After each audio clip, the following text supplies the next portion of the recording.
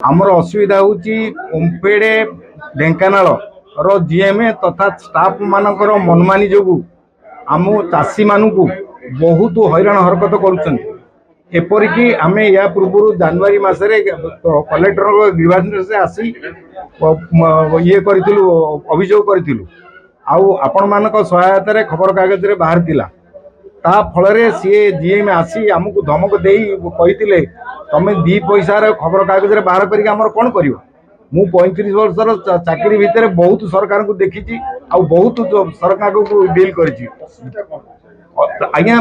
निर्धारित मूल्य ठारू कम दौरान इंटेंशनली तार मूल्य ठारू बहुत कम रेट रे दौरान चाषी की बर्तमान शोषण कर आमको मिनिमम 45 टका देवा कथा से माने बर्तमान 32 टका को दौरान आउ भल क्षीर को रिजेक्ट करके दौरान जो रिजेक्ट कल चाषी कति वापस आसवा कथा ताकू भी फेरौ ना आउ चाषी मान धमक दौरान तुम जहाँ को कह कथा कह ये कर जदि आमर ये ग्रीवांस न शुणा जाए आम राजरास्ता को ओह्लैबू आउ माननीय कलेक्टर महोदय को अभियोग करूँ कलेक्टर प्रतिश्रुति देते आमको न्याय मिल जदि न्याय न मिले आम समस्त चाषी राजरास्ता आसी अवरोध करूँ या आमर शेष निष्पत्ति।